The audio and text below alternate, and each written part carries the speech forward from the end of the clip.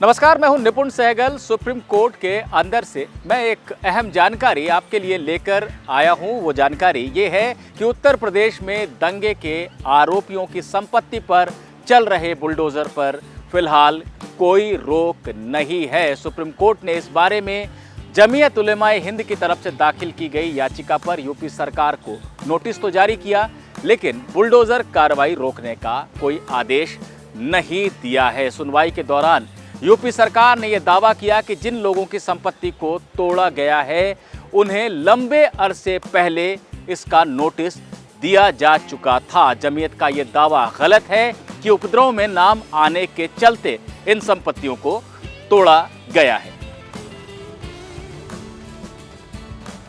पैगंबर मोहम्मद के खिलाफ कथित अपमानजनक टिप्पणी को लेकर उत्तर प्रदेश के अलग अलग शहरों में जुमे की नमाज के बाद जो उपद्रव की स्थिति देखने को मिली, उसके बाद प्रशासन ने आरोपियों की संपत्ति पर कार्रवाई तेज कर दी है, उन्हें गिराया जा रहा है। इसी बात का हवाला देते हुए जमीयत उलेमाए हिंद सुप्रीम कोर्ट पहुंचा था और उसने ये कहा था कि एक समुदाय के लोगों को जानबूझकर निशाना बनाया जा रहा है।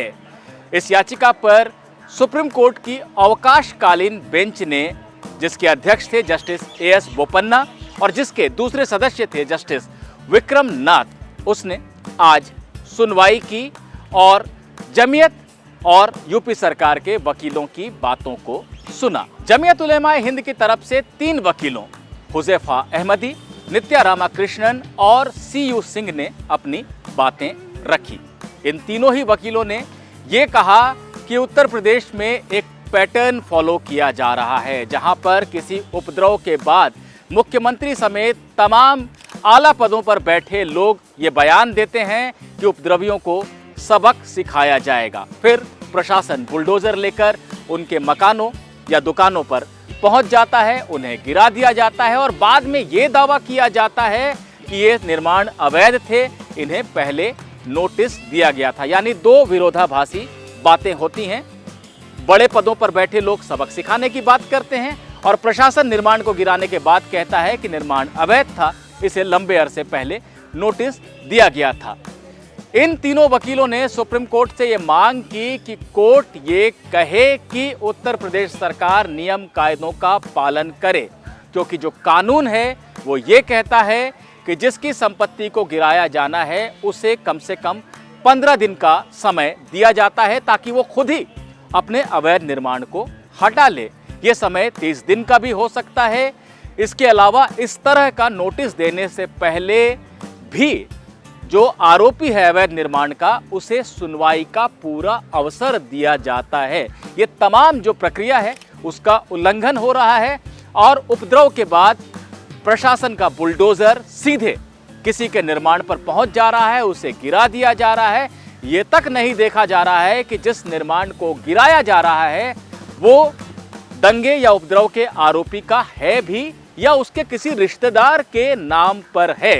एक समुदाय को निशाना बनाया जा रहा है। सुप्रीम कोर्ट यूपी सरकार से कहे कि वो जो भी कार्रवाई करना चाहती है उसे नियम कायदे के दायरे में करे, यानी आरोपियों को नोटिस दिया जाए, उन्हें अपना पक्ष रखने का मौका दिया जाए और फिर भी अगर निर्माण अवैध पाया जाता है तो 15 से 30 दिन का समय दिया जाए कि वो खुद उसे हटा लें। लेकिन ऐसा कुछ भी नहीं हो रहा है। इन वकीलों ने सुप्रीम कोर्ट की तरफ से दिल्ली के जहांगीरपुरी मामले में दिए गए आदेश का भी हवाला दिया, जहां पर कि सुप्रीम कोर्ट ने एमसीडी की तरफ से चलाए जा रहे बुलडोजरों पर रोक लगा दी थी और इलाके में यथास्थिति बनाए रखने का आदेश दिया था। वकीलों ने कहा कि इस आदेश के बाद 4 राज्यों में चल रही कार्रवाई का मसला भी सुप्रीम कोर्ट में पहुंचा था, लेकिन सुप्रीम कोर्ट ने उन पर कोई आदेश नहीं दिया था। यानी जो आदेश दिया गया था वो दिल्ली के जहांगीरपुरी पर तो दिया गया था, लेकिन बाकी मामलों में कोई आदेश नहीं दिया गया था। इसी का फायदा उठाकर उत्तर प्रदेश सरकार इस तरह की अवैध कार्रवाई कर रही है। ये दावा जमीयत उलेमाए हिंद के वकीलों की तरफ से किया गया।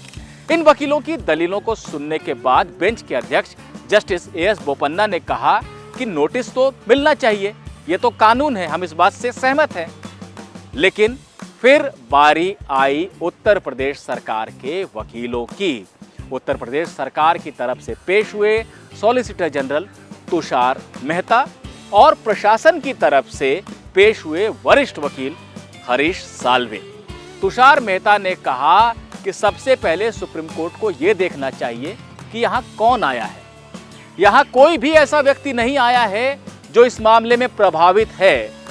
जमीयत उलेमाए हिंद नाम का संगठन आया है जो सुनी सुनाई बातों के आधार पर दावा कर रहा है कि बिना नोटिस कोई कार्रवाई हो रही है, जबकि अगर कोई अतिक्रमण हटाने के अभियान से प्रभावित व्यक्ति जिसका निर्माण तोड़ा गया है वो आकर सुप्रीम कोर्ट में हलफनामा देकर यह दावा करता है कि उसे कोई नोटिस नहीं मिला था, तब तो सुनवाई होनी चाहिए।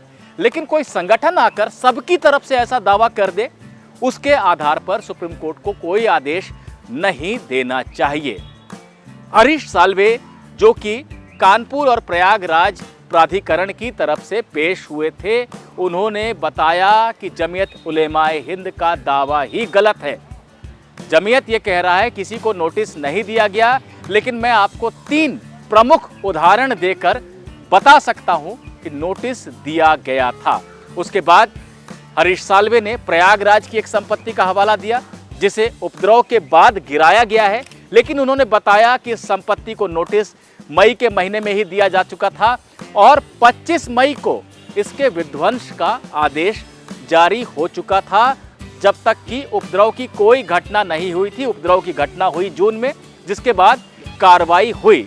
तो पिछले महीने जो नोटिस जारी हुआ था, आदेश जारी हुआ था कि इस निर्माण को गिराया जाएगा, उसके बारे में यह कहना कि किसी को निशाना बनाया जा रहा है गलत है। उसी तरह से हरीश साल्वे ने कानपुर की एक संपत्ति का हवाला दिया जिसे गिराया जा चुका है। उन्होंने बताया कि सबसे पहले अगस्त 2020 में इस अवैध निर्माण को नोटिस भेजा गया था इसके मालिक को। उसके बाद संपत्ति सील भी की थी प्रशासन ने, लेकिन जो भवन का मालिक था उसने सील को तोड़ दिया। इसकी एफआईआर भी दर्ज है और काफी पहले इस निर्माण को गिराने का आदेश जारी हो चुका है। अब जब इसे गिराया गया है तो जमीयत नाम का संगठन यहां पहुंचकर यह कह रहा है कि नोटिस नहीं मिला था। दरअसल जमीयत का जो दावा है वो अखबारों में लिखी गई, सुनी गई बातों पर है और उससे कोई वजन नहीं दिया जाना चाहिए। जिन लोगों का भी निर्माण गिराया गया है उन्हें नोटिस दिया गया था और वो भी काफी पहले नोटिस दिया गया था, इन घटनाओं से पहले। इस पर जजों का ये कहना था कि लेकिन हमें यह देखना पड़ेगा कि पूरी प्रक्रिया फेयर हो, यानी निष्पक्ष हो। हम इस तरह से नहीं होने दे सकते कि बिना उचित सुनवाई के कोई कार्रवाई की जाए। इस पर यूपी सरकार के वकीलों ने कहा कि हमें आप 3 दिन का समय दीजिए, जो हम बातें कह रहे हैं वो लिखित हलफनामे की सूरत में आपके सामने दाखिल करेंगे। आप सोमवार को सुनवाई कर लीजिए, लेकिन निर्माण कार्य जो अवैध हैं उन्हें गिराने से रोकने का कोई आदेश मत दीजिए। जमीयत के वकीलों ने एक बार फिर कोशिश की कि सुप्रीम कोर्ट सारी कार्रवाई रोक दे, लेकिन आखिरकार जजों ने यही कहा कि यूपी सरकार को 3 दिन का समय दिया जा रहा है हलफनामा दाखिल करने के लिए, और जो जमीयत का जो पक्ष है उसे अगर कोई आपत्ति करनी है तो वो भी जमा कर सकता है अपनी आपत्ति को लिखित रूप में। अगले हफ्ते सुनवाई होगी, यानी सुप्रीम कोर्ट ने सुनवाई की कोई तारीख भी तय नहीं की है।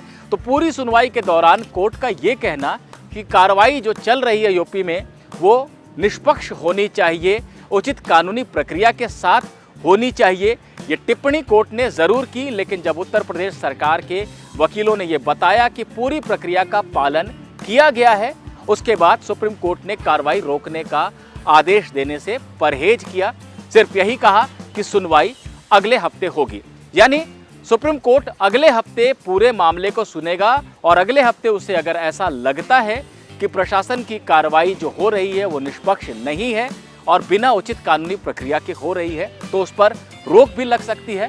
फिलहाल यूपी में दंगे के आरोपियों पर जो बुलडोजर चल रहा है, उनकी संपत्तियों पर जो बुलडोजर चल रहा है, उस कार्रवाई पर सुप्रीम कोर्ट की कोई रोक नहीं है।